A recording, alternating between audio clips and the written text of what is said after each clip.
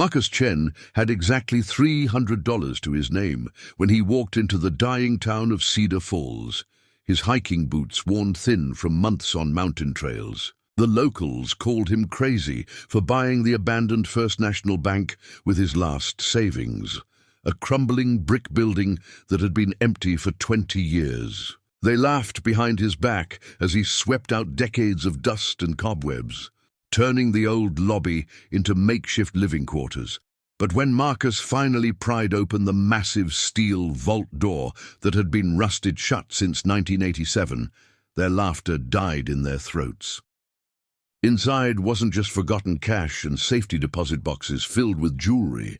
There were documents, photographs, and evidence of secrets that powerful people had spent decades trying to keep buried. Secrets worth killing for.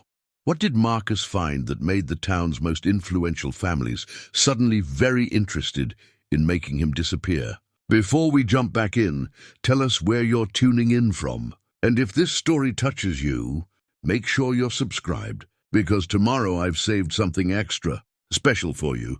The road to Cedar Falls had been nothing more than a dot on Marcus's torn hiking map when his worn hiking boots finally gave out completely. 3 months of wandering mountain trails after his tech startup collapsed had left him with calloused feet, a weathered face, and a bank account that wouldn't cover a decent meal. The irony wasn't lost on him that a man who'd once managed million-dollar software projects was now counting quarters for coffee. Cedar Falls appeared through the morning mist like something from another era. Main Street stretched barely 4 blocks, lined with buildings that seemed frozen in time since the 1980s. Half the storefront stood empty, their windows covered with faded newspaper and decades of dust. The few people he passed on the sidewalk eyed him with the particular suspicion small towns, reserved for strangers who arrived on foot. The Cedar Falls diner occupied the corner of Main and 2nd, its neon sign flickering weakly in the grey morning light. Marcus pushed through the glass door, setting off a bell that announced his arrival to the handful of customers nursing coffee and what passed for breakfast conversation. "Well, look what the cat dragged in," muttered a man in overalls from the counter, his weathered hands wrapped around a coffee mug like it was the only warm thing in the world. The waitress, a woman in her 50s with greying hair pulled back in a practical ponytail, looked up from wiping down tables. "Don't mind Earl. He's suspicious of anyone who hasn't lived here since birth." Marcus slid into a booth near the window, grateful to rest his aching feet. "I'm Marcus. Just passing through, looking for somewhere to clean up and maybe find some work." "Work?" Earl snorted. "Son, this town's been dying a slow death for 20 years. Ain't no work here unless you count watching grass grow." The waitress, whose name tag read Dolores, poured Marcus a cup of coffee without being asked. "What kind of work you looking for?" "Anything, really. I'm pretty good with computers, but I can swing a hammer or stock shelves." Marcus wrapped his hands around the warm mug, inhaling the steam. "Maybe something temporary while I figure out my next move." "Computers," Earl repeated the word like it tasted bitter. "What we need around here is someone to tear down that old bank building. Been an eyesore since it closed." Dolores shot Earl a sharp look. "That building's been empty since '87. Nobody wants to touch it." "Why not?" Marcus asked, his curiosity piqued. "Bad memories," Dolores said quickly, then changed the subject. "You want some eggs with that coffee?"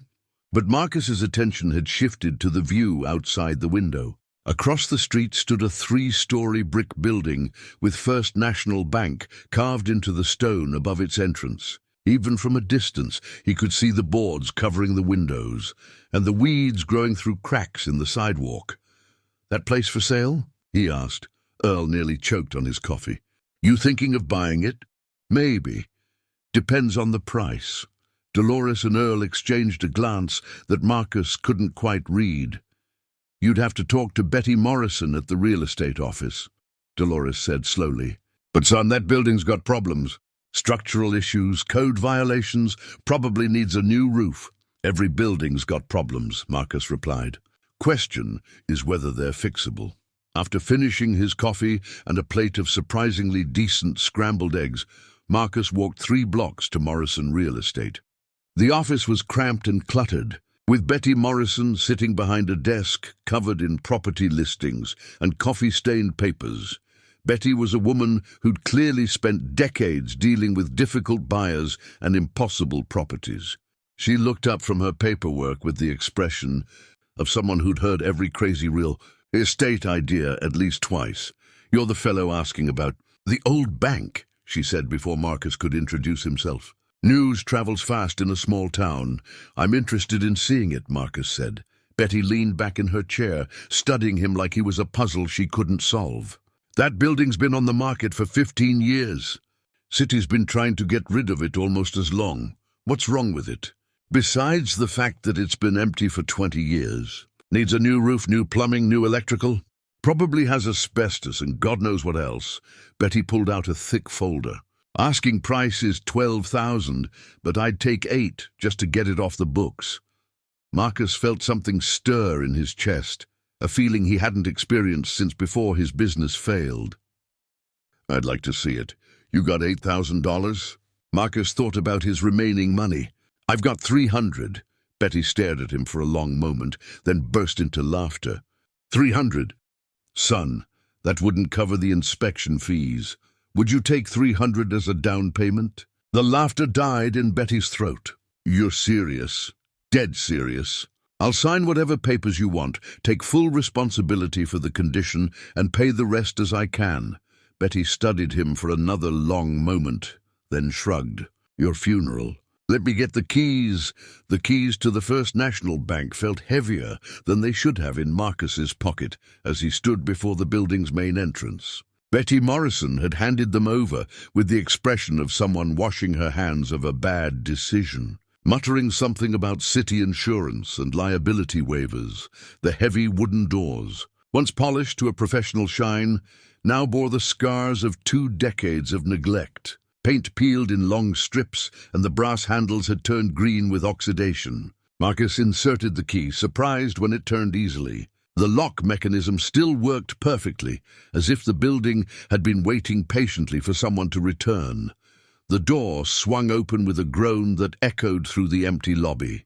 Dust motes danced in the afternoon light, streaming through gaps in the boarded windows. The space was larger than it had appeared from outside, with high ceilings and marble floors that spoke of an era when banks were built to inspire confidence and permanence. Marcus stepped inside, his footsteps echoing in the hollow space. The air smelled of old paper, dust, and something else he couldn't identify. Behind the main counter, telewindows stood empty, their brass fixtures tarnished but intact. A massive chandelier hung from the ceiling, several bulbs missing, others dark with age. He found his sleeping bag and backpack in the corner where he'd dropped them, then began exploring systematically. The main floor held the lobby, teller area, and what had once been the manager's office. A narrow staircase led to the second floor, where loan officers had once conducted business in wood-paneled offices that now served as monuments to abandoned ambition. In what had been the employee break room, Marcus discovered his first artifact of the building's former life. Martha's old coffee pot sat on a counter, its glass carafe cracked, but still holding the ghost of coffee brewed decades ago. A handwritten note was taped to its side.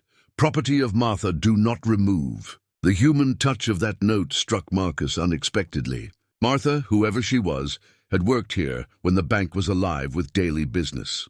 She'd made coffee for her colleagues, probably gossiped about customers, maybe even worried about her job when rumors of closure began circulating. He carried the coffee pot downstairs and set it on the main counter. A small act of restoration in a place that seemed to hunger for human presence. As he worked to clear space for his temporary camp, Marcus found other remnants of the bank's operational days. A desk calendar turned to March 1987, its pages yellow with age. A rubber stamp reading "Approved" in red ink. A photograph tucked behind a filing cabinet showing bank employees at what appeared to be a Christmas party. The building's silence was complete, but not empty. It felt inhabited by memories, by the echoes of thousands of daily transactions, loan applications, and the quiet conversations that had once filled these spaces. Marcus found himself moving carefully, almost reverently, as if he were a guest in someone's temporarily abandoned home, rather than the new owner of a derelict building. By evening, he'd managed to clear enough space in the lobby to set up his sleeping bag and camp stove. The marble floor was hard, but he'd slept on worse during his months of hiking. As darkness fell, the building seemed to come alive with small sounds, settling wood, shifting metal, the whisper of air moving through spaces that hadn't been disturbed in years. Marcus heated a can of soup on his camp stove and ate by the light of his battery-powered lantern. The warm food and the shelter of walls around him felt like luxury after months of camping. But as he prepared for sleep, he noticed something that made him pause. The massive vault door at the rear of the main floor stood slightly ajar, as if someone had tried to close it, but failed to engage the locking mechanism completely. The steel door was easily 6 inches thick, with an intricate combination lock and wheel mechanism that spoke of serious security measures. He approached the vault cautiously, running his hands over the cool metal surface. The door was too heavy for him to move alone, and rust had seized the hinges. Whatever lay beyond that threshold had been sealed away since the bank's closure, waiting in darkness for someone curious enough to investigate. But that would have to wait for tomorrow. Tonight, Marcus was content to lie in his sleeping bag in the middle of the lobby, staring up at the ornate ceiling and listening to the building's quiet conversations with time and weather.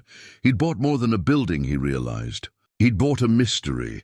Marcus woke to sunlight streaming through the gaps in the boarded windows, creating geometric patterns across the marble floor. His first night in the bank had been surprisingly peaceful, though he'd awakened several times to unfamiliar sounds that were probably just the building settling. Now, in the morning light, the lobby felt less mysterious and more like what it was, an old building that needed work. He made instant coffee using water from his camping supplies and Martha's rescued coffee pot, which seemed somehow appropriate. As he sipped the bitter brew, Marcus studied the vault door more carefully. The rust patterns suggested it had been exposed to moisture for years, possibly from a roof leak somewhere above. After a quick breakfast of granola bars, Marcus decided to venture into town for supplies. The hardware store was 3 blocks away, housed in a building that looked almost as old as the bank. A bell chimed as he entered, announcing his arrival to a thin man in his 60s who looked up from sorting screws behind the counter. "You must be the fellow who bought the old bank," the man said without preamble. "Name's Frank Weber. I run this place." Marcus Chen. "Word travels fast around here." Frank chuckled, but there was something guarded in his expression. "Betty Morrison called half the town last night. Said some crazy hiker bought the bank with pocket change." "Not pocket change exactly," Marcus said, browsing the aisles. "I need some basic supplies. Cleaning materials, maybe some tools. What you planning to do with that place?" The question seemed loaded with more than casual curiosity. Marcus selected a broom, some rags, and a basic toolkit. "Clean it up, see what I'm working with. Eventually fix it up." Frank rang up the purchases slowly, as if buying time to think. "You know that building's been trouble since it closed. City's been trying to get rid of it for years." "What kind of trouble?" "Oh, you know. Vandalism, kids breaking in, that sort of thing." Frank's answer came too quickly, too rehearsed. "Plus it's old. Probably got all kinds of problems you can't see." Marcus paid for his supplies and was heading for the door when Frank called after him. "Marcus, take some advice from someone who's lived here all his life. Some things are better left alone." The warning followed Marcus as he walked back toward the bank, stopping at the library to get a better sense of the town's history. The Cedar Falls Public Library occupied a small brick building that had seen better days, but inside it was clean and well organized. The librarian was a woman in her 40s, with graying brown hair and intelligent eyes behind wire-rimmed glasses. She looked up from cataloging books as Marcus approached the front desk. "You must be the new owner of the bank," she said. "I'm Sarah Kellerman. I heard about your purchase." "News really does travel fast here," Sarah smiled, but like Frank, there was something careful in her expression. In a town this size, everything's news. Are you planning to renovate? That's the idea. I was hoping to learn something about the building's history. Maybe understand why it's been empty so long. Sarah's smile faltered slightly. What kind of information are you looking for? Anything, really. When it closed, why it closed, what happened to make people avoid it? I'll see what I have, Sarah said, disappearing into the back room. She returned with a thin folder of newspaper clippings and photocopied documents. This is most of what we have on the bank. Marcus opened the folder and immediately found what he was looking for. A faded newspaper clipping from March 1987 bore the headline, "First National Closes After Federal Investigation." The article was brief and frustratingly vague, mentioning irregularities in the bank's records and the sudden departure of bank president Robert Kellerman. "Kellerman," Marcus said, looking up at Sarah. "Any relation?" Sarah's face went pale. "He was my father." The admission hung between them like a challenge. Marcus studied Sarah's face, seeing the resemblance now that he knew to look for it. She had her father's eyes and the same careful way of choosing words. What happened to him? He died in a car accident 6 months after the bank closed. Single-vehicle crash on Highway 9 during a snowstorm. Sarah's voice was steady, but her hands trembled slightly as she straightened papers on her desk. The investigation concluded that the bank's problems were due to poor record-keeping and some questionable loans. Nothing criminal, but you don't believe that. Sarah met his eyes directly for the first time. My father was the most careful, methodical man I ever knew. He didn't make mistakes with money, and he certainly didn't drive recklessly in bad weather. Marcus felt a chill that had nothing to do with the library's air conditioning. What do you think really happened? Sarah glanced around the empty library, then leaned closer. I think my father found something he wasn't supposed to find, and I think someone made sure he wouldn't be able to tell anyone about it. Marcus spent the rest of the afternoon thinking about Sarah Kellerman's words as he swept dust and debris from the bank's upper floors. The second story had housed the administrative offices, and unlike the main floor, these rooms felt more personal, more human in scale. The largest office at the end of the hall bore a nameplate that read, "Robert Kellerman, President." Marcus pushed open the door and stepped into a time capsule. Unlike the rest of the building, this office had been left almost exactly as it was the day the bank closed. A heavy wooden desk dominated the room, its surface still covered with papers, a desk lamp, and a leather blotter that had probably been expensive in its day. Behind the desk, built-in shelves held banking regulations, reference books, and what appeared to be personal mementos. A small framed photograph showed a younger Sarah with a man who was clearly her father. The same careful eyes, the same thoughtful expression. Marcus moved around the desk carefully, feeling like an intruder in someone's private space. The desk drawers were unlocked, filled with the usual office supplies, but the bottom drawer contained something more interesting. A personal calendar for 1987, its pages filled with Robert Kellerman's neat handwriting. Marcus flipped through the months, noting the routine appointments and meetings that filled a bank president's days. But as he reached March, the entries became more cryptic. Instead of names, Kellerman had written only initials. Meeting with RD, 2 p.m. Call JM about situation. Review files with SC, the final entry. Dated March 15th was the most intriguing. Final meeting, vault documentation, 7 p.m. March 15th was 3 days before the newspaper article announcing the bank's closure. Whatever Robert Kellerman had been documenting in the vault might still be there, waiting behind that rusted door. Marcus carefully tore out the March pages and slipped them into his pocket. As he prepared to leave the office, something else caught his eye. The wastebasket beside the desk held crumpled papers that had somehow survived 20 years. He smoothed out the most legible one and found a handwritten note in Kellerman's careful script. If something happens to me, Sarah must know the truth about the deposits. The words sent a chill through Marcus. This wasn't the note of a man planning routine business meetings. This was the note of a man who believed he was in danger. Marcus left the office and continued exploring the second floor. Most of the other offices were generic spaces that could have belonged to any small-town bank, but one room near the stairs drew his attention. Unlike the others, this door was locked. He tried several keys from Betty Morrison's ring before finding one that fit. The door opened to reveal what had obviously been a records room. Metal filing cabinets lined the walls, most of them standing open and empty. But scattered across the floor were documents that someone had apparently been examining when they were interrupted. Marcus gathered the papers carefully. Most were standard banking forms and loan applications from the 1980s, but several bore official stamps from organizations he didn't recognize. One document, partially burned around the edges, showed a series of account numbers followed by dollar amounts that made Marcus whistle softly. $27 million, he read aloud. The amounts were staggering for a small-town bank. Even in the 1980s, that kind of money represented serious wealth. But whose wealth, and why had these records been scattered and partially destroyed? As Marcus made his way back downstairs, he became aware of a sound he hadn't noticed before. A car engine idling outside the building. He moved to one of the boarded windows and peered through a gap in the plywood.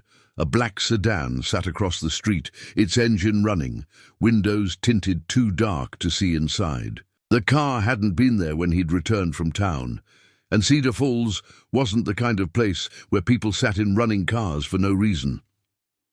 Marcus watched for several minutes, but the car didn't move. Finally, he decided to go outside and see who was watching his building. But by the time he reached the front door and unlocked it, the sedan was gone, leaving only the smell of exhaust fumes and the certainty that his activities hadn't gone unnoticed.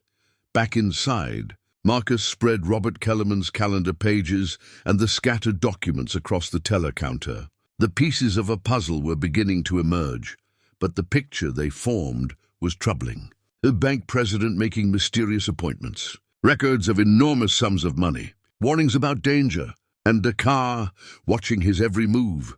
Whatever secrets the vault contained, someone clearly didn't want them discovered. Marcus couldn't sleep that night. Every sound from the street made him wonder if the black sedan had returned, if whoever was watching him had decided to take more direct action. He'd moved his sleeping bag away from the windows and closer to the vault, which seemed like the most secure part of the building. By dawn, his obsession with opening the vault had grown beyond simple curiosity. The cryptic calendar entries, the scattered financial records, and Robert Kellerman's ominous note about Sarah needing to know the truth all pointed toward answers lying behind that massive steel door. After a breakfast of instant coffee and energy bars, Marcus examined the vault mechanism more carefully. The combination lock was a masterpiece of 1920s engineering, but rust had seized several of the moving parts. The wheel that controlled the lock turned grudgingly, stopping completely after a few degrees of rotation. Marcus walked back to Frank Weber's hardware store, this time with a specific mission. He needed tools capable of dealing with serious rust and corrosion, and possibly something more dramatic if the lock proved impossible to repair. Frank looked up from his newspaper as Marcus entered, and his expression immediately became guarded. Back again so soon. I need some heavy-duty tools. OD-40, steel wool, maybe a crowbar. Frank's eyebrows rose. Crowbar? What exactly are you planning to do in that building? There's a stuck door that needs opening. What kind of door needs a crowbar? Marcus met Frank's stare directly. The kind that's been stuck for 20 years. Frank disappeared into the back room and returned with a heavy-duty crowbar, its steel surface dark with protective oil. He set it on the counter with more force than necessary.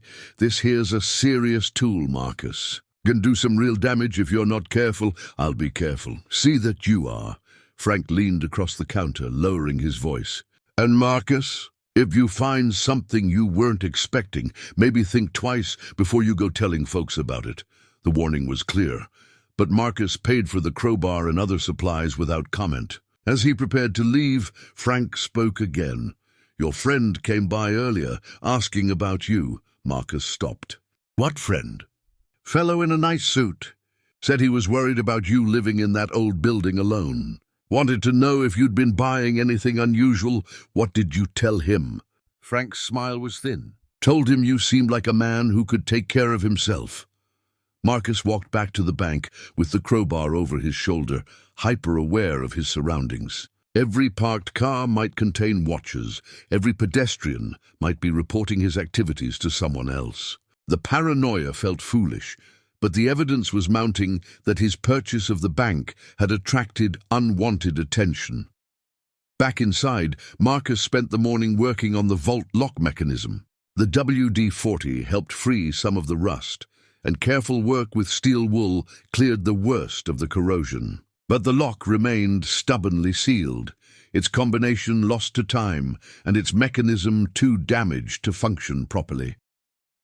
By afternoon, Marcus had accepted that subtlety wasn't going to work. He positioned the crowbar against the vault doorframe and began applying steady pressure. The steel groaned but didn't give way.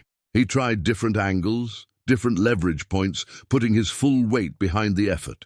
Finally, something gave way with a sharp crack. Not the vault door itself, but a section of the doorframe that had been weakened by decades of moisture damage. The gap that opened was narrow, but it might be enough. Marcus worked the crowbar into the new opening and pried harder. More of the frame splintered away, and the massive door shifted slightly on its hinges. Another hour of careful work created an opening wide enough for him to squeeze through. The vault's interior was pitch black and smelled of stale air and old paper.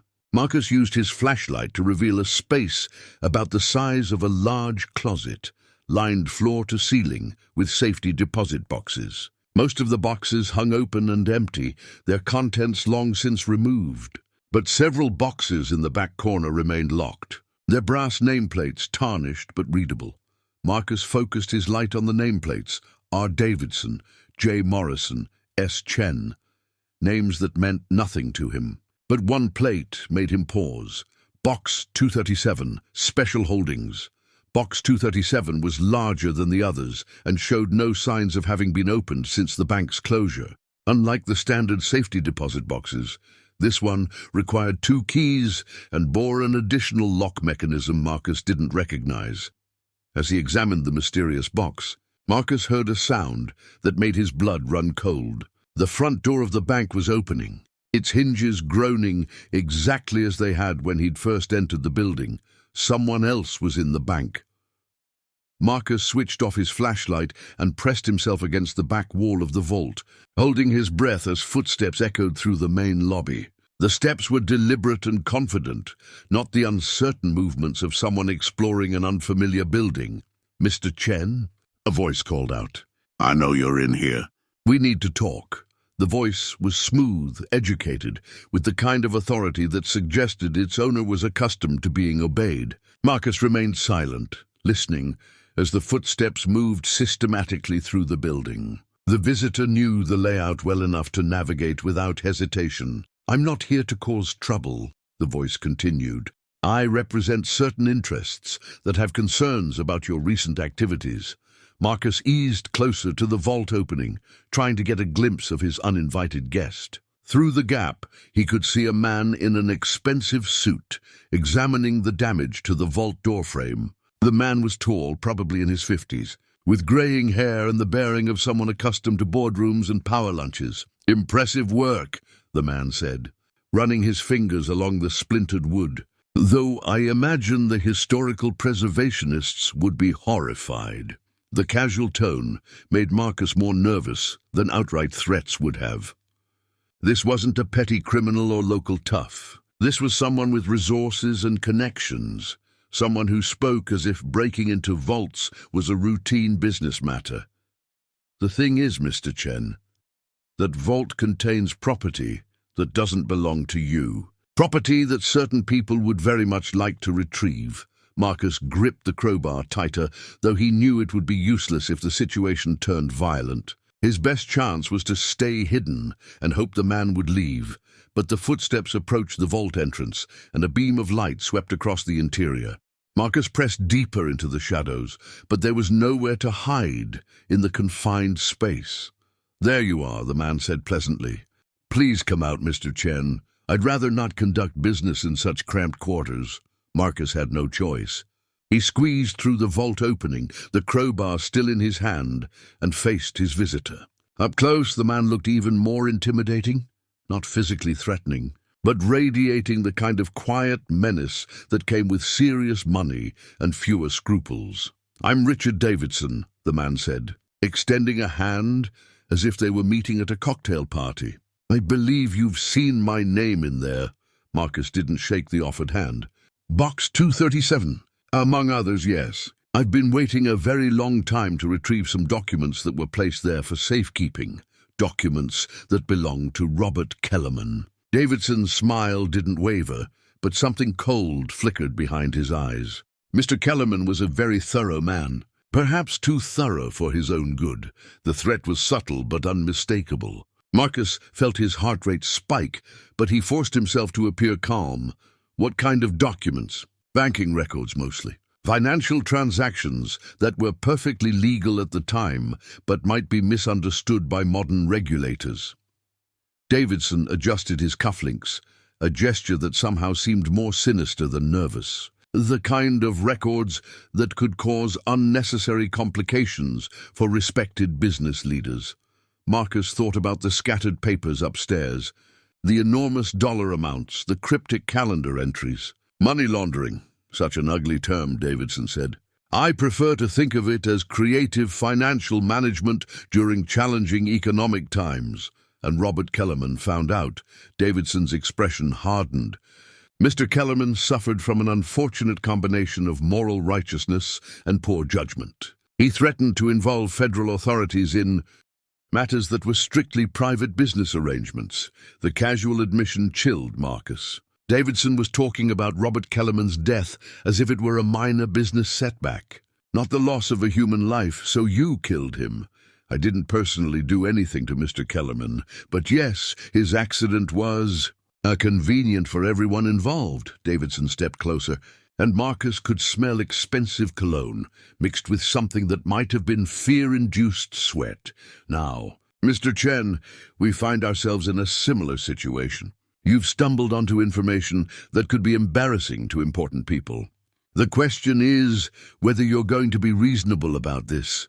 Marcus looked toward the vault, thinking about Box 237 and whatever evidence it contained. If Davidson was willing to kill to protect these secrets 20 years ago, he certainly wouldn't hesitate to do it again.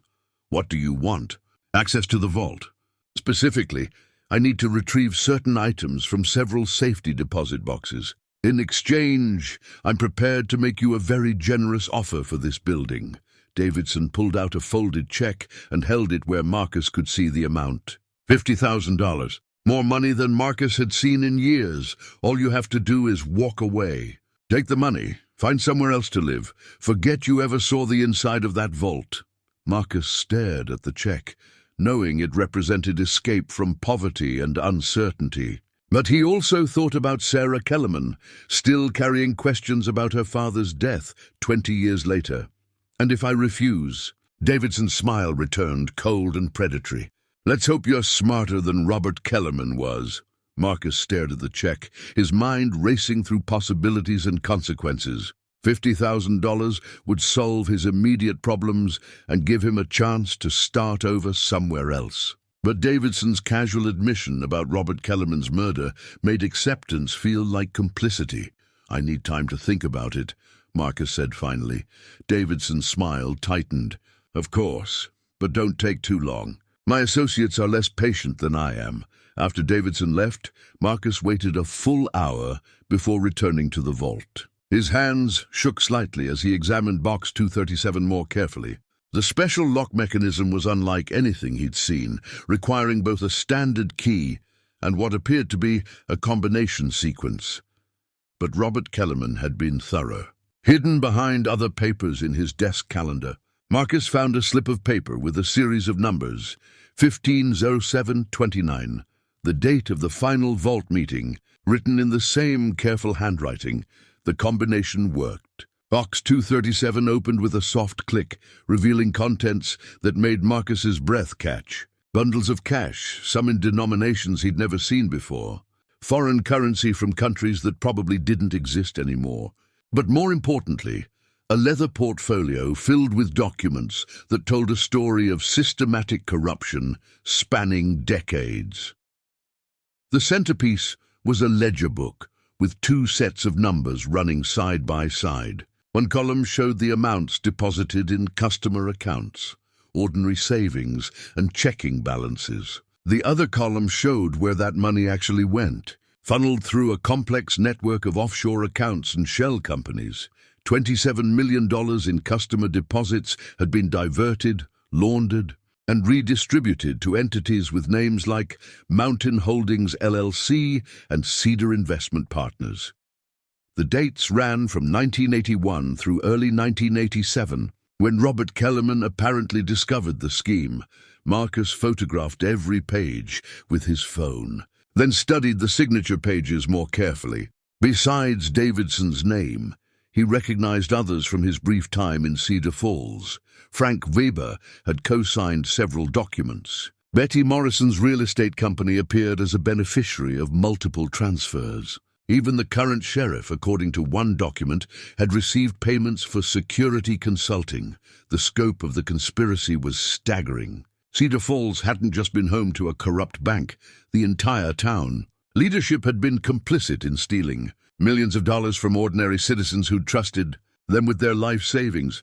But the most damning evidence was a series of handwritten notes in Robert Kellerman's careful script, documenting meetings where he'd confronted the conspirators. The final note, dated 3 days before his death, was particularly chilling. Davidson threatened Sarah today. Said accidents can happen to anyone.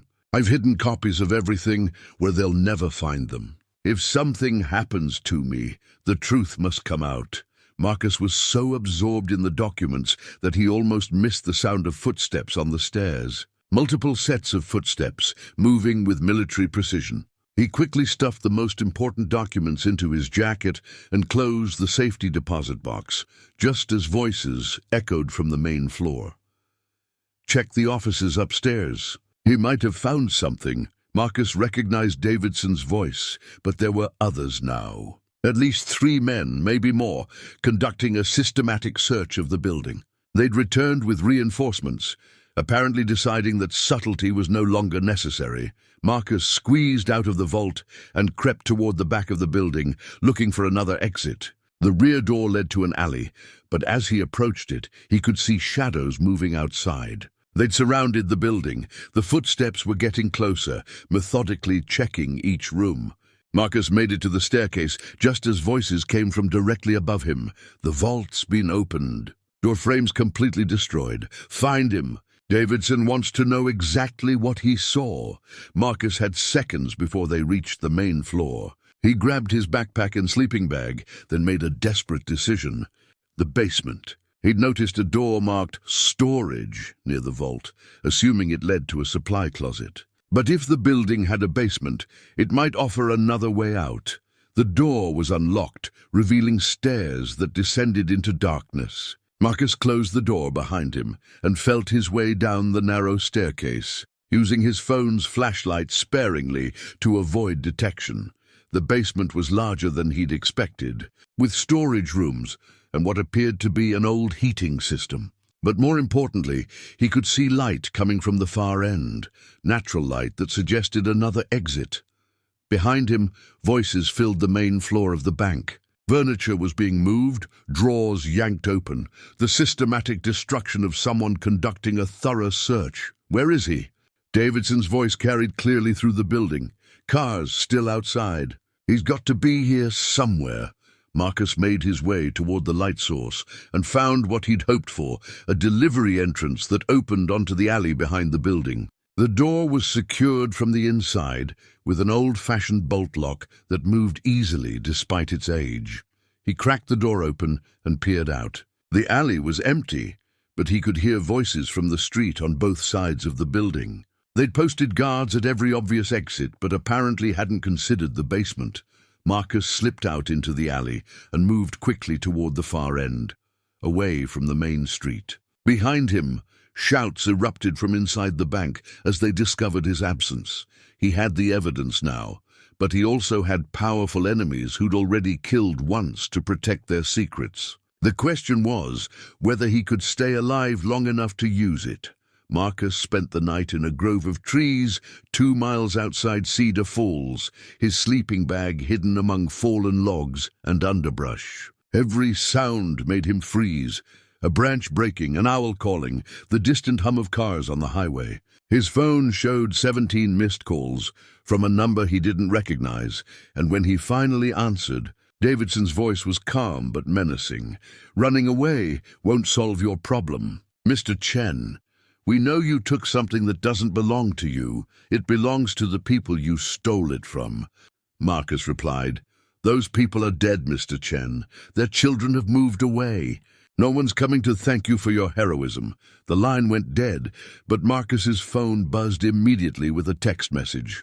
A photograph of Sarah Kellerman leaving the library, taken from across the street with a telephoto lens. The message was clear. They could reach anyone, anytime.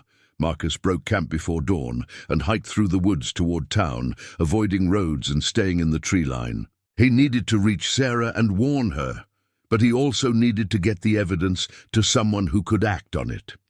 The library didn't open until 9. So Marcus waited in the park across the street, watching for any sign of surveillance. At exactly 8:45, Sarah's car pulled into the library parking lot, and Marcus felt a surge of relief. She was safe, at least for now.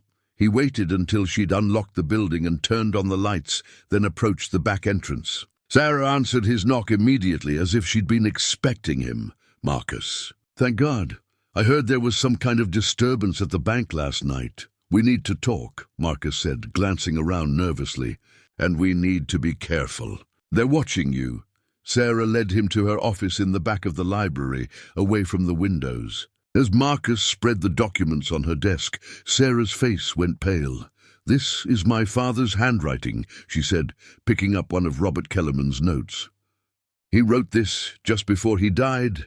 Your father discovered that the bank was being used to launder money. Millions of dollars were stolen from customer accounts and funneled to offshore companies." Sarah read through the documents with growing anger and disbelief. Frank Weber, Betty Morrison, and Sheriff Collins, they were all part of it. According to this, your father confronted them about it. They killed him to keep him quiet. Sarah's hands trembled as she held the photograph that had been slipped under Marcus's door the previous night. It showed her clearly, taken with professional equipment. "They're threatening me to get to you," she said, "which is why we need to get this information to the FBI as soon as possible. Do you know anyone in law enforcement we can trust?" Sarah was quiet for a moment, then pulled out her phone. "My cousin works for the state attorney general's office. She specializes in financial crimes." As Sarah made the call, Marcus noticed movement outside the library's front windows. A van with tinted windows had parked across the street, and he could see the outline of someone with binoculars. "Lisa? It's Sarah. I need your help with something important." Sarah's voice was steady, but Marcus could see the fear in her eyes. "Can you come to Cedar Falls today? And Lisa, bring federal backup." The conversation was brief but intense. Lisa Kellerman was a prosecutor who'd built her career on complex financial fraud cases. More importantly, she'd grown up hearing family stories about her uncle's mysterious death and had always suspected there was more to the story. "She'll be here by noon," Sarah said after hanging up. With FBI agents, Marcus felt a surge of hope, but it was tempered by the reality of their situation. They had to survive until noon, and Davidson's people clearly weren't planning to let that happen easily. "We need to get out of here," Marcus said, watching the van. "They're not going to wait much longer." Sarah gathered the most important documents and stuffed them into a library bag. "There's a back way out through the basement. It connects to the old steam tunnels that run under Main Street." As they prepared to leave, Marcus's phone rang. "Davidson again. Mr. Chen, you have 1 hour to return what you stole and leave town permanently. If you refuse, Ms. Kellerman will suffer the same accident that befell her father." "The FBI is already on their way," Marcus said. Davidson's laugh was cold. "The FBI has to follow rules, Mr. Chen. I don't. Through the window, Marcus could see men getting out of the van. They moved with the confident precision of people who'd done this before, checking their weapons and spreading out to cover all exits. "Sarah, we need to go now."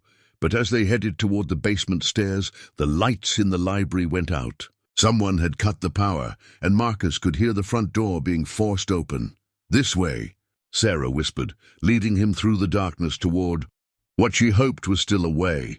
Out the basement of the Cedar Falls library was a maze of storage rooms and mechanical equipment that hadn't been updated since the 1960s. Sarah led Marcus through the darkness with the confidence of someone who'd spent countless childhood hours exploring these forgotten spaces. "The steam tunnels connect most of the downtown buildings," she whispered, as they felt their way along a narrow corridor.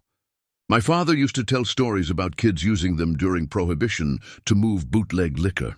Behind them, footsteps echoed from the main floor of the library. Flashlight beams swept through the darkness above, and Marcus could hear voices coordinating a systematic search.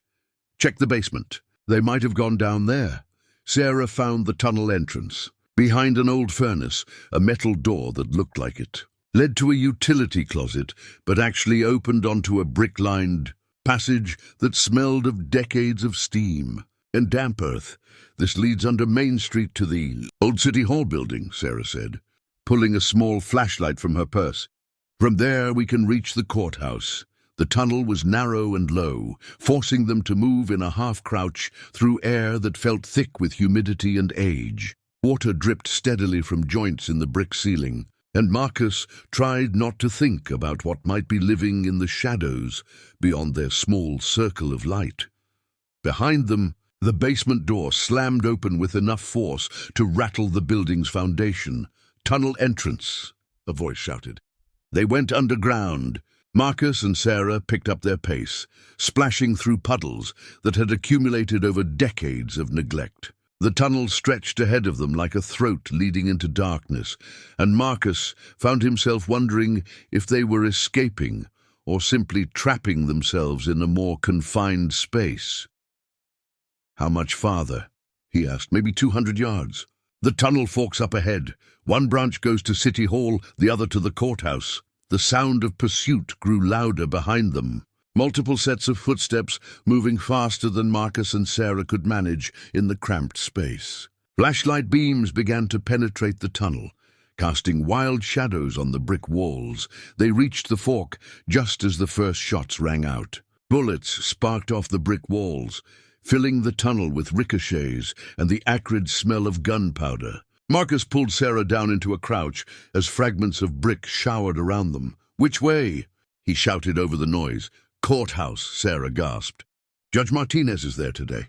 "She's clean, never been part of the local politics." They scrambled down the right-hand passage as more shots echoed behind them. This section of tunnel was in better repair, with newer lighting fixtures that suggested it had been maintained for legitimate city business. After what felt like hours but was probably only minutes, they reached another metal door. Sarah fumbled with an old-fashioned keyring, trying different keys until one finally turned. The door opened into the basement of the county courthouse, a newer building with proper lighting and the reassuring hum of modern ventilation systems. "Judge Martinez's office is on the 3rd floor," Sarah said, leading Marcus to a stairwell. "She's been trying to clean up corruption in this county for years." They climbed quickly, listening for sounds of pursuit. The courthouse was busier than the library, with people moving through hallways and the normal sounds of county business providing cover for their movements. Judge Elena Martinez was a woman in her 50s with graying hair and the no-nonsense bearing of someone who'd spent decades dealing with criminals and their excuses. She looked up from a stack of legal documents as Sarah knocked on her office door. "Sarah Kellerman, what brings you here looking like you've been crawling through sewers?" "Judge Martinez, we need your help," Sarah said, glancing nervously at the hallway behind them. "It's about my father's death and the bank closure in 1987. The judge's expression sharpened immediately. "Close the door and tell me everything." Marcus spread the documents on Judge Martinez's desk while Sarah explained their discovery and escape from the library. The judge examined the evidence with the methodical attention of someone trained to evaluate complex financial crimes. "This is extraordinary," she said finally. "If these documents are authentic, they prove a conspiracy that goes back decades." From her desk drawer, Judge Martinez pulled out a small recording device that looked more sophisticated than its size suggested. "I've been investigating irregularities in county finances for 2 years," she said. "The FBI has an ongoing investigation, but we've needed evidence linking current officials to historical crimes." She handed the device to Marcus. "Lay. This is a federal wire. It's voice-activated and transmits directly to FBI monitoring stations. If you can get Davidson or any of the others to admit their involvement on tape, we can move immediately to make arrests. That's assuming we can stay alive long enough to use it." Marcus said. Judge Martinez's smile was grim. "The FBI has been watching this courthouse for weeks. You're safer here than anywhere else in the county." As if summoned by her words, the judge's phone rang. She answered with her official court voice, then covered the receiver and whispered to Marcus and Sarah, "Sheriff Collins is downstairs demanding to search the building for fugitives. We're about to find out just how deep this conspiracy goes." Judge Martinez's office had a back entrance that led to a private staircase, designed for judges who needed to move through the courthouse without being seen by defendants or their associates. She led Marcus and Sarah down this hidden route as heavy footsteps echoed from the main corridor. "Sheriff Collins has no jurisdiction in my courthouse without a warrant," she said quietly. "But that won't stop him from trying." They could hear Collins's voice booming through the building's marble hallways, demanding access and making threats about harboring fugitives. Judge Martinez guided them to a small conference room on the second floor that wasn't marked on any public directory. "Wait here," she said. "I'm going to deal with Collins personally."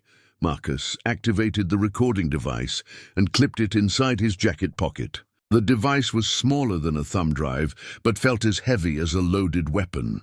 Everything depended on getting someone to incriminate themselves while wearing it. Through the conference room's window, Marcus could see Sheriff Collins in the courthouse lobby below. The man was clearly agitated, gesturing angrily at courthouse staff and speaking into a radio. But what caught Marcus's attention was the badge on Collins's uniform. It wasn't the standard county sheriff's badge he'd expected. "Sarah, look at this," Marcus said, pointing out the window. "That badge Collins is wearing. It's not regulation." Sarah peered down at the sheriff, then pulled out her phone and zoomed in on the badge. The photo revealed what appeared to be a custom-made shield with symbols that didn't match. Any law enforcement agency Marcus recognized. "That's not a real sheriff's badge," Sarah said. "It's some kind of private security credential." The implications hit them both simultaneously. If Collins wasn't actually a sheriff, then his authority was completely fabricated. The entire law enforcement structure in Cedar Falls might be nothing more than an elaborate cover for the conspiracy. Judge Martinez returned 20 minutes later, her expression grim. "Collins left, but not before making it clear that he considers you both armed and dangerous fugitives." "Judge, we need to check something," Marcus said, showing her the photograph of Collins's badge. "Is he actually a sworn sheriff?" Judge Martinez examined the photo, then moved to her computer and began typing rapidly. After several minutes of searching state databases, she looked up with an expression of amazement. Robert Collins was never certified as a sheriff in this state. According to these records, he was discharged from the state police 15 years ago for taking bribes. "So who's been running law enforcement in Cedar Falls?" Sarah asked. "Someone with enough money and influence to create a completely false identity," Judge Martinez replied. "This conspiracy is even bigger than we thought." Marcus's phone buzzed with a text message from Davidson. 1 hour. "Mr. Chen, return to the bank alone, or Miss Kellerman dies tonight." Judge Martinez read the message over Marcus's shoulder. "He's getting desperate." "That's good. Desperate people make mistakes, or they kill people," Marcus said, "which is why we're going to set a trap." Judge Martinez pulled out a map of downtown Cedar Falls and spread it on the conference table. The FBI team is in position around the bank building. If you go back wearing that wire, we can get Davidson and his associates on tape admitting to multiple federal crimes. And if something goes wrong, federal agents will be monitoring everything. The moment Davidson threatens you, they'll move in. Marcus studied the map, noting the positions Judge Martinez had marked for FBI surveillance. The plan looked solid on paper, but he'd learned that plans rarely survive contact with reality. What about Sarah? Davidson's people know she's involved now. I'll be safe here, Sarah said. The courthouse has federal protection, and besides, they need me alive to pressure you. Marcus wasn't convinced, but the recording device in his pocket reminded him that they had one chance to end this conspiracy permanently. If they could get Davidson to admit to Robert Kellerman's murder and the money laundering scheme, the FBI could arrest everyone involved. All right, Marcus said finally. But I want backup plans. If this goes wrong, I want Sarah and the evidence protected. Judge Martinez opened her safe and removed a thick envelope. Copies of everything, with instructions to deliver them to federal prosecutors if anything happens to you. As they finalized the plan, Marcus noticed movement in the parking lot below. Black sedans were arriving, their occupants taking positions around the courthouse. Davidson's people weren't waiting for the deadline. They're not taking any chances, Marcus said, pointing out the window. Judge Martinez made a quick phone call, speaking in code phrases that Marcus didn't understand. When she hung up, her expression was serious but determined. Federal backup is en route. But Marcus, if you're going to do this, you need to go now. They're not going to wait much longer. Marcus checked the recording device one more time, then headed for the door. As he reached the threshold, Sarah called after him. Marcus, my father would be proud of what you're doing. He hoped Robert Kellerman's pride would be enough to keep him alive for the next hour. Marcus made it 3 blocks from the courthouse before the black sedans began following him. They stayed just far enough back to maintain the illusion that he wasn't being watched, but close enough to intercept him if he tried to deviate from the route to the bank. The recording device felt warm against his chest, its proximity to his heart making him hyper-aware of every heartbeat. Judge Martinez had assured him that federal agents were monitoring the transmission, but Marcus felt utterly alone as he walked through the quiet streets of Cedar Falls. The bank building looked different in the late afternoon light, more sinister, like a trap waiting to spring. The front door stood open, and Marcus could see figures moving inside. Davidson had made no attempt to hide his presence or that of his associates. Marcus paused at the entrance, checking his phone one last time. No messages from the FBI, no indication that backup was actually in position. He activated the recording device with a tap to his chest and walked through the door. The lobby had been transformed since his hasty departure the previous night. Davidson sat behind the old teller counter like he owned the place, flanked by 2 men in expensive suits who were clearly more than business associates. The vault door had been completely removed, and the interior was being systematically emptied. Mr. Chen, Davidson said pleasantly, so good of you to join us. I trust you had time to consider my offer. I want to see the original bank charter, Marcus said, surprising himself with the steadiness of his voice. Before I agree to anything, I want to understand exactly what this place was used for. Davidson's smile widened. Curiosity is an admirable trait in most circumstances. In your case, it might prove fatal. One of Davidson's associates handed him a leather portfolio that Marcus recognized from the vault. Davidson opened it to reveal a document that looked official and historical. With ornate lettering and multiple signatures, the First National Bank of Cedar Falls was chartered in 1979 for the express purpose of facilitating certain financial transactions that required discretion, Davidson said. We provided services that traditional banks couldn't or wouldn't offer. Money laundering, Marcus said. We prefer the term financial privacy services. Our clients included businessmen, politicians, and other individuals who needed to move large sums of money without attracting unwanted attention from federal regulators. Marcus felt the recording device capturing every word, but he needed more specific admissions. What about Robert Kellerman? Why did you kill him? Davidson set down the charter and leaned forward, his casual demeanor slipping slightly. Robert suffered from an unfortunate attack of conscience. He threatened to expose our operations to federal authorities, which would have been inconvenient for everyone involved. So you had him murdered. I personally didn't do anything to Robert. But yes, his car accident was arranged by associates of mine who specialize in solving problems permanently. Marcus felt a chill at the casual admission, but he pressed on. How many people have you killed to protect this operation? Over the years? A dozen, perhaps more. The beauty of small-town America is that accidents are rarely investigated thoroughly, especially when the local authorities are part of the arrangement. Davidson gestured to one of his associates, who produced a thick envelope. But enough about ancient history. Here's your payment, Mr. Chen, $50,000 as promised. All you have to do is forget everything you've seen here. Marcus made no move to take the envelope. What if I refuse? Then you'll suffer the same kind of accident that befell Robert Kellerman and several others who couldn't appreciate the value of discretion. Davidson's associate moved closer, and Marcus could see the outline of a weapon beneath his jacket. The situation was escalating beyond what the FBI could handle from a distance. There's one thing I don't understand, Marcus said, buying time. Why keep the bank closed for 20 years? Why not just destroy the evidence? Davidson's expression darkened, because federal investigators were already suspicious about the bank's closure.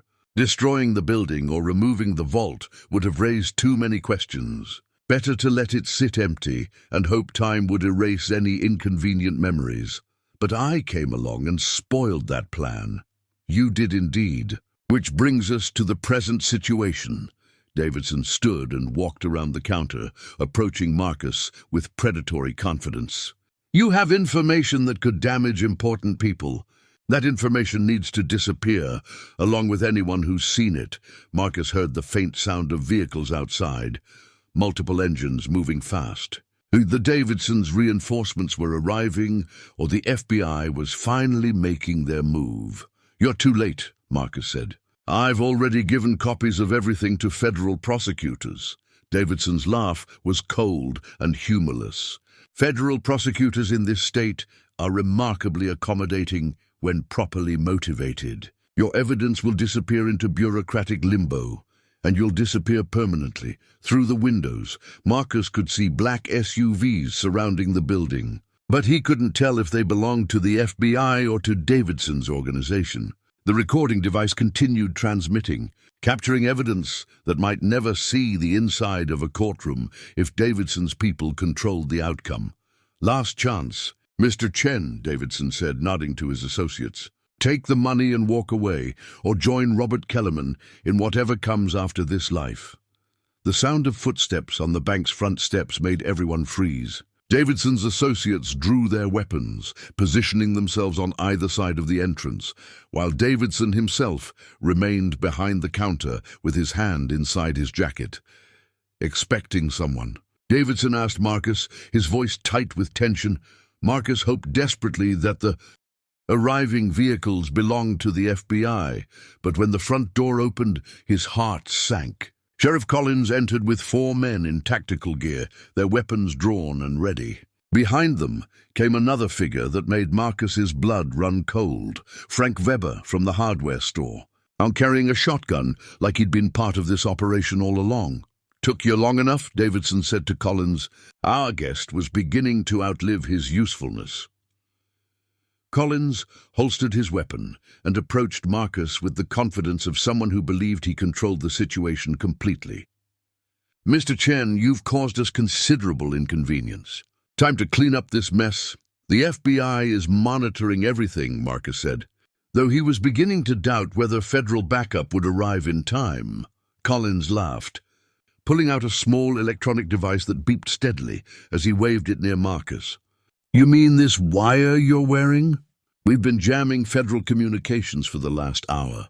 Nobody's coming to save you."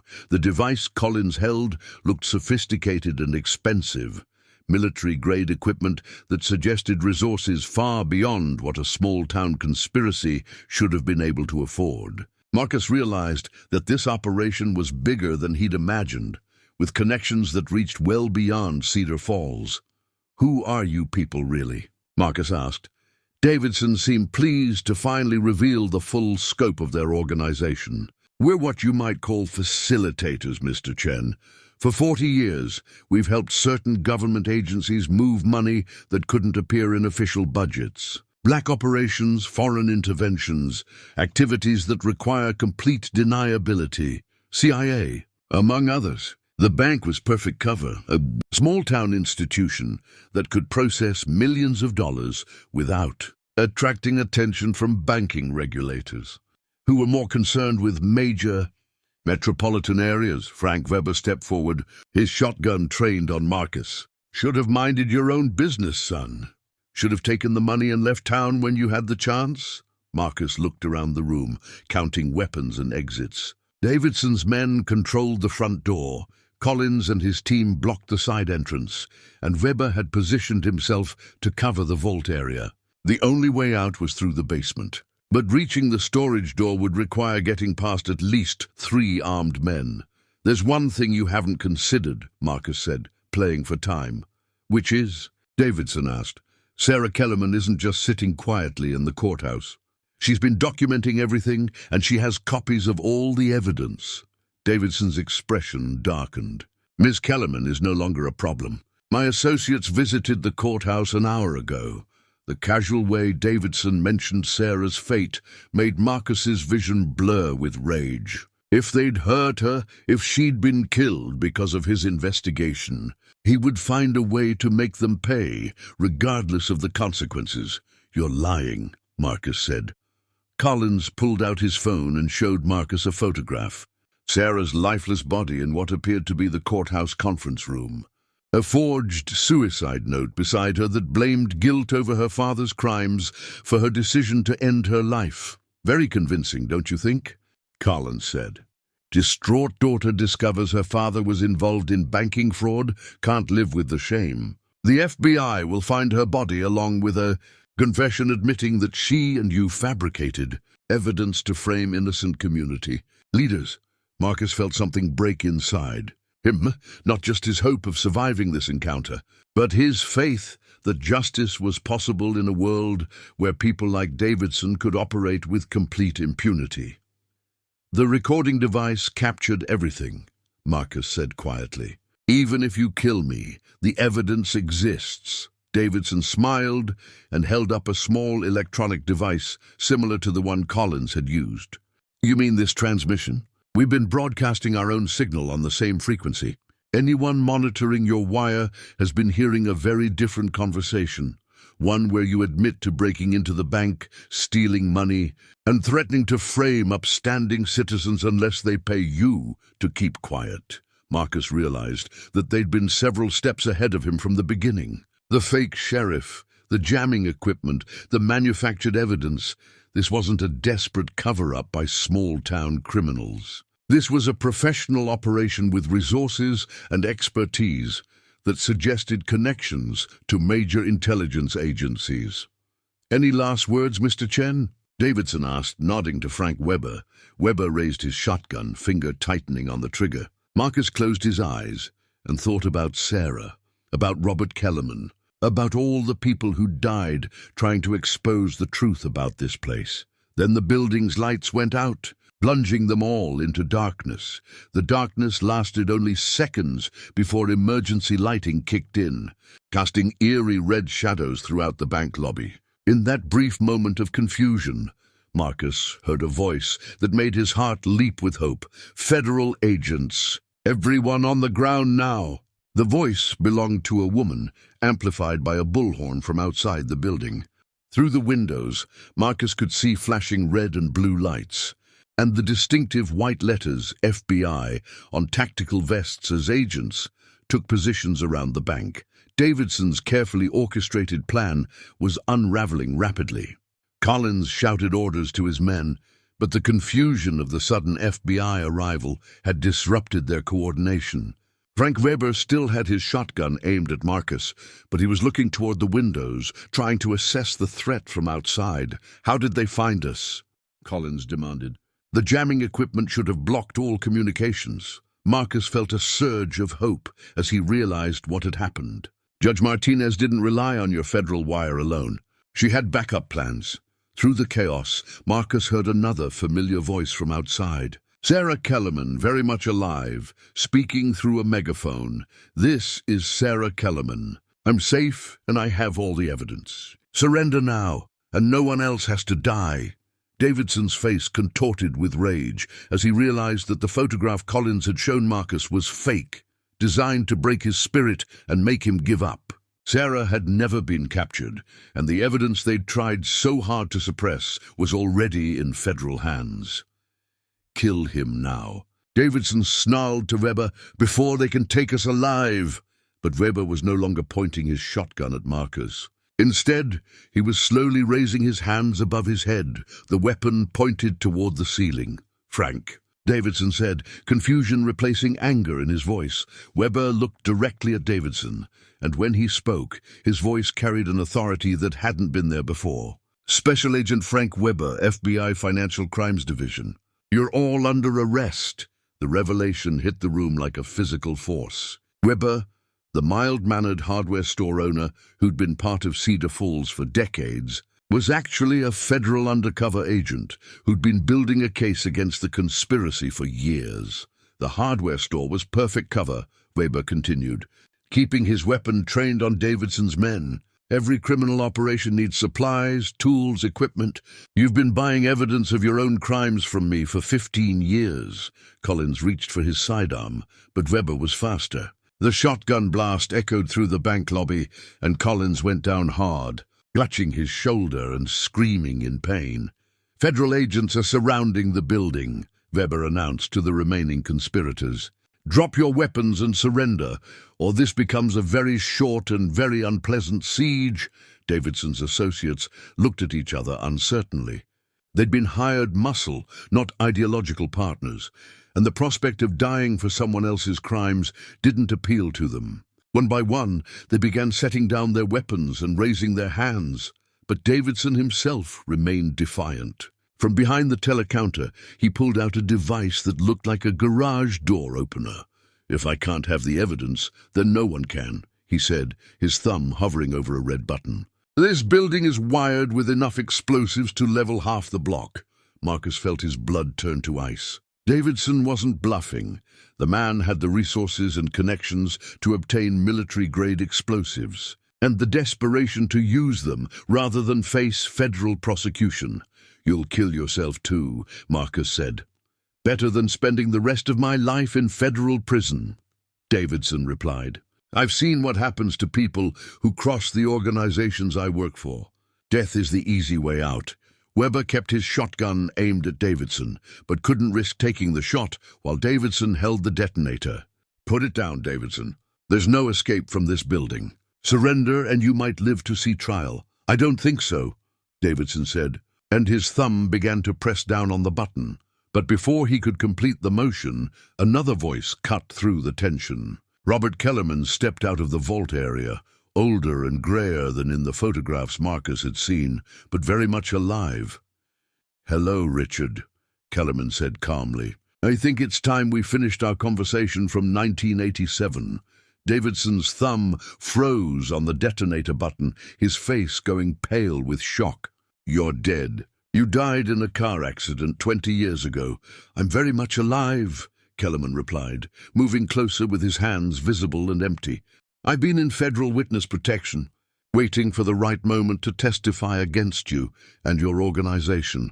The FBI faked your death," Davidson said, understanding flooding his voice. "They did indeed.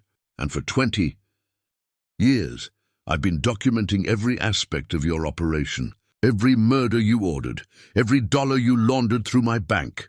Kellerman's voice carried the weight of 2 decades of waiting for justice. Your Swiss bank account numbers, your offshore shell companies, your CIA contacts. I have records of everything. Davidson's hand trembled on the detonator as he realized that his carefully constructed empire was collapsing completely. Not only had the FBI been watching him for years, but his primary victim had been gathering evidence against him all along. "Give me the detonator, Richard," Kellerman said gently. "It's over." The standoff in the bank lobby stretched like a taut wire ready to snap. Davidson still held the detonator, his thumb trembling over the button that could level the building. Robert Kellerman stood 10 feet away, speaking in the calm voice of a man who'd spent 20 years preparing for this moment. "You always were too clever for your own good, Richard," Kellerman said. "Even in 1987, you had contingency plans for your contingency plans. I should have killed you myself instead of trusting those idiots to stage a car accident," Davidson replied, sweat beading on his forehead. Marcus noticed that FBI agents were moving carefully through the building, positioning themselves for a coordinated assault. But with Davidson holding a building-destroying weapon, their options were severely limited. "Tell me something, Richard," Kellerman continued, moving another step closer. "When you decided to steal from ordinary families to fund your black operations, did you ever think about the children who wouldn't go to college because their savings disappeared? The elderly people who lost their retirement funds? Spare me the moral lecture, Robert. We both know this was bigger than a small-town bank. The money we moved prevented wars, toppled hostile governments, protected American interests around the world." "American interests? Or your bank account?" Davidson's laugh was bitter. "You think this was about personal profit? The CIA operation paid us handling fees, nothing more. The real money came from providing the same services to drug cartels, arms dealers, anyone with enough cash to make it worthwhile." The admission was exactly what the FBI needed. Every word was being recorded by multiple devices, building an airtight case against Davidson and his organization. But first, they had to survive the next few minutes. Marcus had been edging slowly toward the basement door, hoping to provide federal agents with another entry point. As he moved, he noticed something Davidson had missed in his focus on Kellerman.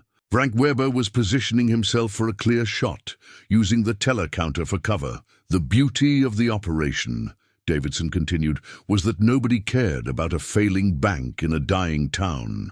We could process hundreds of millions of dollars over the years, and federal regulators never looked twice. Until I found the second set of books," Kellerman said. "Until you found documents you were never supposed to see," Davidson corrected. "Documents that could have sent me to federal prison for life. Documents that will send you to federal prison for life," Kellerman replied. "I've had 20 years to organize the evidence, Richard. Every transaction, every payment, every murder you ordered to protect your operation." Davidson's expression shifted from desperation to cold calculation. "Even if you testify, even if the FBI has records, you'll never get the people who really matter. I was middle management, Robert. The people who authorized this operation, who provided the political protection, they'll sacrifice me in a heartbeat and walk away clean." "Maybe," Kellerman admitted, "but at least the families you stole from will get their money back. At least the people you murdered will have justice." Marcus could see that Kellerman's strategy was working. By keeping Davidson talking, he was buying time for the FBI to get into position while building the strongest possible case on tape. But he could also see that Davidson was getting more agitated, his thumb hovering dangerously close to the detonator button. Through the windows, Marcus spotted Sarah Kellerman standing behind FBI vehicles, wearing a bulletproof vest and speaking into a radio. She was coordinating with federal agents, using her knowledge of the building's layout to help them plan their assault. "Last chance, Richard," Robert Kellerman said. "Put down the detonator and surrender. Help us expose the people above you, and maybe you'll live long enough to see some kind of reduced sentence." Davidson's eyes narrowed as he calculated his options. "You know what the real irony is, Robert? Your daughter contacted me 2 years ago. Kellerman's composure cracked slightly. What? Sarah came to me asking questions about your death. She suspected it wasn't an accident, wanted to know if I'd heard anything that might help her understand what really happened. You're lying. I told her I'd look into it, that I'd help her find the truth about her father's death. She trusted me completely. Davidson's smile was cold and predatory. If she'd been a little less curious, she might have lived to see her wedding next spring. The statement was clearly intended to provoke Kellerman into making a mistake, but it had the opposite effect. Instead of losing control, Kellerman's voice became even calmer, more focused. Sarah is alive, Richard. She's standing outside this building right now, helping federal agents arrest your associates. Impossible. My people confirmed the kill. Your people confirmed what we wanted them to confirm. Agent Weber interjected from behind the teller counter.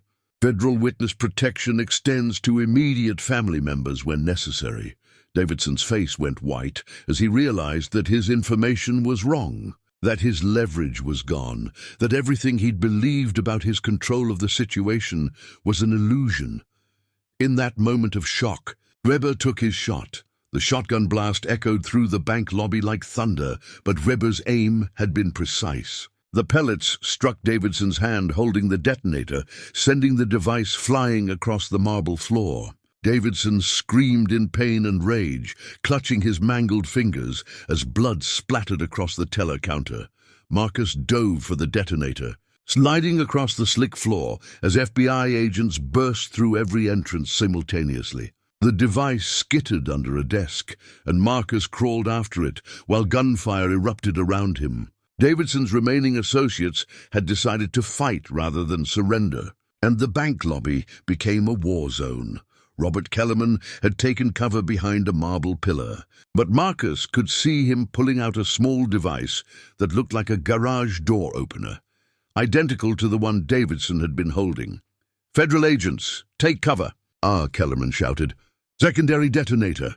Marcus's blood turned to ice as he realized that Davidson had been telling the truth about the explosives. Even with the primary detonator destroyed, backup triggers could still level the building. But instead of activating the device, Kellerman was systematically disabling it, his fingers working with the confidence of someone who understood the mechanism completely. 20 years in witness protection. Kellerman called to Marcus over the gunfire.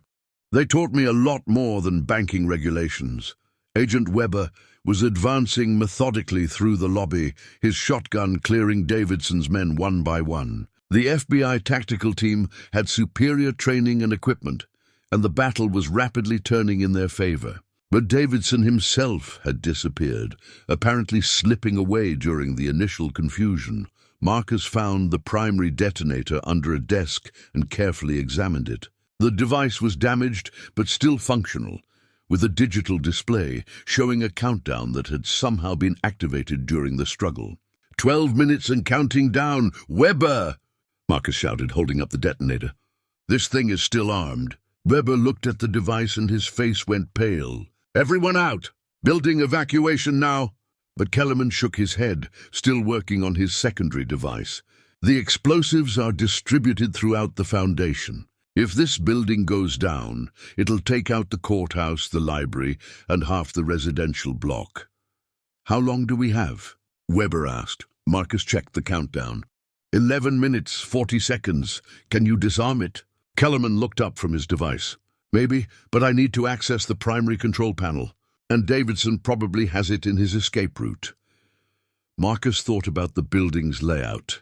The basement tunnels, the places where someone could hide a significant amount of explosives. The steam tunnels. He's using the same route Sarah and I took to escape. Weber nodded grimly. "Take 2 agents and find him. I'll coordinate the evacuation." Marcus led FBI agents through the basement and into the tunnel system, following the same path he'd taken with Sarah what felt like days ago. But this time, they moved with the urgency of people trying to prevent a catastrophe that would kill hundreds of innocent people. The tunnels were no longer empty. Marcus could hear voices ahead, echoing off the brick walls with the hollow sound of people moving through confined spaces. Davidson was apparently not traveling alone. He had remaining associates helping him escape, probably toward a vehicle positioned at one of the other tunnel exits. Federal agents. One of the FBI men called ahead. "Surrender now and nobody else has to die." The response was immediate gunfire that sparked off the tunnel walls and sent the agents diving for cover. Marcus pressed himself against the damp bricks, listening to the sound of running footsteps moving away from them. "They're heading for the courthouse exit," Marcus said, remembering the tunnel layout. "If they reach the street, they're gone." But as they pursued Davidson through the narrow passages, Marcus began to smell something that made his stomach clench. Chemical odors that suggested explosives had been placed throughout the tunnel system as well. Davidson wasn't just planning to destroy the bank. He was going to bring down the entire underground infrastructure of downtown Cedar Falls. Ahead, the sounds of escape stopped abruptly. Marcus could hear voices arguing, though the words were unclear at this distance. Then a single gunshot echoed through the tunnels, followed by the sound of something heavy hitting the ground. When they reached the courthouse tunnel exit, they found Davidson's body sprawled on the brick floor, a smoking gun beside his outstretched hand. He'd apparently chosen suicide over capture, but his death created a new problem. Without him, they had no way to disarm the explosives. Marcus checked his phone. 7 minutes until detonation, and they were no closer to preventing the catastrophe. But lying next to Davidson's body was a briefcase that hadn't been there before, and inside it, Marcus could see what appeared to be a master control panel with dozens of switches and LED displays. One of the FBI agents was already examining the device. "This could control the entire network, but I don't know the disarm sequence." Marcus thought about everything he'd learned about Davidson, about the methodical way the man had operated for decades. "Try the date," he said. "March 15th, 1987, the last day Robert Kellerman worked at the bank." The agent input the sequence 03-15-87. The LED displays flickered, and one by one they began switching from red to green. The countdown on Marcus's detonator device stopped at 4 minutes and 37 seconds, then began flashing "disarmed" in green letters. Above them, through the courthouse basement, Marcus could hear the sounds of evacuation slowing as federal agents confirmed that the threat had been neutralized. They'd prevented a disaster that would have leveled downtown Cedar Falls and killed everyone in the surrounding blocks. But as they climbed out of the tunnels, Marcus realized that their ordeal was far from over. Davidson had been telling the truth about being middle management somewhere in Washington. Powerful people were learning that their carefully protected secrets were about to be exposed in federal court. The arrests began at dawn the following day. Marcus watched from his hotel window as FBI agents moved through Cedar Falls like a precision military operation, taking into custody everyone whose name had appeared in Robert Kellerman's meticulously kept records. Betty Morrison was arrested at her real estate office while trying to shred documents. Frank Weber, the real Frank Weber, not the FBI agent who'd taken his identity years earlier, was found at the county airport attempting to board a private jet to a country without extradition treaties. Sheriff Collins, despite his gunshot wound, was charged with murder conspiracy and federal racketeering from his hospital bed, but the arrests weren't limited to Cedar Falls. Marcus watched news reports showing simultaneous raids in Washington, New York, and Miami as federal prosecutors used Davidson's organization as a roadmap to a much larger conspiracy. CIA officials, State Department administrators, and defense contractors who'd used the bank's services found themselves facing charges that could result in life sentences. Judge Martinez had converted the courthouse into a temporary FBI field office, with agents processing evidence and coordinating with prosecutors across multiple jurisdictions. Marcus found himself at the center of the operation, helping to explain documents and connections that only he had seen firsthand. The Swiss bank account records are particularly damaging, Agent Weber explained to Marcus over coffee in the courthouse cafeteria. Davidson kept detailed records of every transaction, apparently as insurance against his partners. "We're tracking over $200 million in illegal transfers." Marcus shook his head in amazement. "All that money, and Cedar Falls is still a dying town. That's because the money never stayed here. It was laundered through the bank and moved offshore within hours. The local economy never benefited from any of it." Sarah Kellerman appeared in the cafeteria doorway, looking tired but relieved for the first time since Marcus had met her. She'd spent the morning being debriefed by federal agents, finally able to tell the full story of her 20-year quest to understand her father's death. "How are you holding up?" Marcus asked as she joined them at the table. "Better than I expected. It's strange. I spent so many years wondering what really happened to my father, and now that I know the truth, I'm not sure how to feel about it." Robert Kellerman had been released from witness protection and was staying in a secure hotel while federal marshals assessed ongoing threats to his safety. The reunion with his daughter had been emotional but complicated, 20 years of separation creating a gap that would take time to bridge. "He wants to see you," Sarah told Marcus. "To thank you personally for what you did." Marcus wasn't sure he deserved thanks. His investigation had been driven more by curiosity and stubborn determination than any noble desire for justice. But Sarah's smile suggested that his motivations mattered less than his results. "There's something else," Agent Weber said, pulling out a thick folder. "The recovered funds are going to be substantial. Between the Swiss accounts, the domestic shell companies, and seized assets, we're looking at recovering most of what was stolen over the years." "What happens to it?" "Federal law requires that stolen funds be returned to their rightful owners or their heirs. The bank's customer records from 1987 are remarkably complete. Thanks to your father's thoroughness," Weber said to Sarah. "Most of the families who lost money will be fully compensated, plus interest." Marcus thought about the economic impact of returning millions of dollars to people who'd given up hope of ever seeing their savings again. Families who'd struggled for decades because their nest eggs had disappeared would suddenly find themselves financially secure. "What about the bank building itself?" Marcus asked. Agent Weber smiled. "Officially, it's still yours. You bought it legally, and your ownership isn't affected by what happened inside it. The question is whether you want to keep it."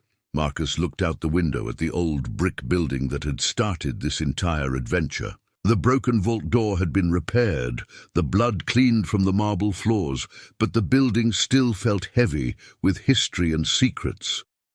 "I've been thinking about that," Marcus said. "Sarah, what would you think about turning it into a community center? A place where people can learn about financial literacy, maybe get help starting small businesses?" Sarah's eyes brightened. "A way to honor the people who were hurt by what happened here?" "Something like that," Agent Weber nodded approvingly. "The federal government might be interested in funding such a project. Community rebuilding initiatives get priority consideration, especially in cases like this." As they talked about possibilities for the building's future, Marcus realized that his original plan to find temporary shelter had evolved into something much larger. He'd accidentally become part of Cedar Falls' history, connected to its past and responsible for helping shape its future. The restored bank sign that had been hanging crookedly for 20 years was being straightened by workers as they watched. Soon it would read Cedar Falls Community Center, instead of First National Bank, marking the transformation of a symbol of corruption into something that could actually help people. "There's one more thing," Sarah said quietly. "My father wants to stay in Cedar Falls. After 20 years away, he says this is still home." Marcus understood that feeling. Despite everything that had happened, despite the danger and fear and uncertainty, Cedar Falls felt like home to him too. 6 months later, Marcus stood in the renovated lobby of what was now the Cedar Falls Community Center, watching Sarah teach a financial literacy class to a group of teenagers who were learning to balance their first checking accounts. The marble floors gleamed under new lighting, and the old teller windows had been converted into information booths where residents could get help with Everything from small business loans to college financial aid applications. The transformation hadn't been easy. Federal funding had covered the basic renovations, but turning a defunct bank into a functioning community center required countless hours of volunteer labor and careful planning. Marcus had thrown himself into the project with the same determination that had driven him to open the vault, learning carpentry and electrical work alongside longtime residents who'd initially viewed him with suspicion.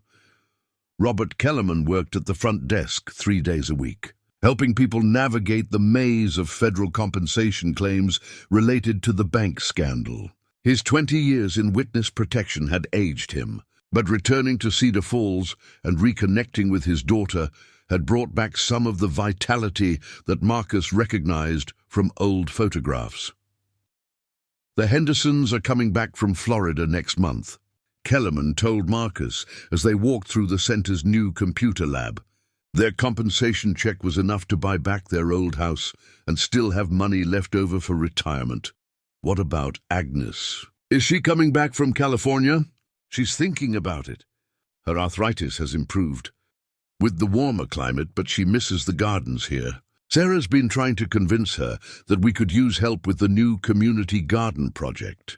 Through the windows, Marcus could see the construction crew working on the community garden that would occupy the space where the bank's parking lot had been. The design included raised beds for elderly gardeners, wheelchair-accessible paths, and a greenhouse where residents could start plants year-round. The sound of children's laughter drew Marcus's attention to the building's former basement, which had been converted into a youth center. The space where he'd hidden from Davidson's men now housed after-school programs, tutoring sessions, and a small library where kids could do homework while their parents attended evening classes upstairs. "Penny for your thoughts?" Sarah asked, joining Marcus by the window. She'd taken a leave of absence from the library to help manage the community center, though she planned to return to her old job once the center was fully operational. "Just thinking about how different this place feels now," Marcus said. 6 months ago, it was full of secrets and shadows. Now it's full of hope, Sarah smiled, following his gaze to the garden construction. "My father says the building feels lighter now, like a weight has been lifted from it. What about you? Any regrets about how everything turned out?" Sarah considered the question seriously. "I spent 20 years wondering what really happened to my father, carrying around anger and suspicion that affected every relationship I had. Learning the truth was painful, but it was also liberating.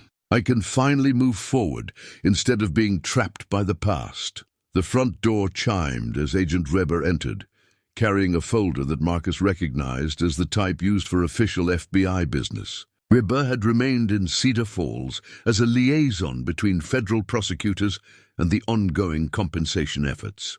Though rumors suggested he was actually enjoying small-town life more than he'd expected. "Good news," Weber announced, joining them by the window. "The last of Davidson's Swiss accounts has been located and frozen. The total recovery is now over $300 million, Marcus whistled softly. "That's more than we thought was stolen. Interest and investment gains over 20 years, Weber explained. Davidson was many things, but he was an excellent money manager. The families who lost their savings are going to receive significantly more than they originally deposited." "What happens to the money that can't be returned?" Sarah asked. "Some of the original depositors have died, and their families have moved away. Unclaimed funds go into a community development trust," Weber said. "Cedar Falls will have resources for infrastructure improvements, education programs, and economic development for decades to come." Marcus looked around the bustling community center, at the teenagers learning about budgeting, the elderly residents getting help with Medicare paperwork, the children working on art projects in the basement. The building that had once been a monument to corruption had become a symbol of renewal and hope. His phone buzzed with a text message from an unknown number. "Saw the news story about Cedar Falls. Proud of what you accomplished." Marcus smiled, recognizing the message as coming from Martha. his former business partner whose betrayal had started him on the hiking journey that led to Cedar Falls. Her startup had failed 6 months ago, and according to mutual friends, she was now working as a junior developer for someone else's company. No regrets? Sarah asked. Noticing his expression, Marcus looked around the community center one more time, then at Sarah, whose smile held the promise of a future they were building together. None at all, he said, slipping the first deposit slip of the reopened community savings program into the old vault, which now served as a time capsule for future generations to discover.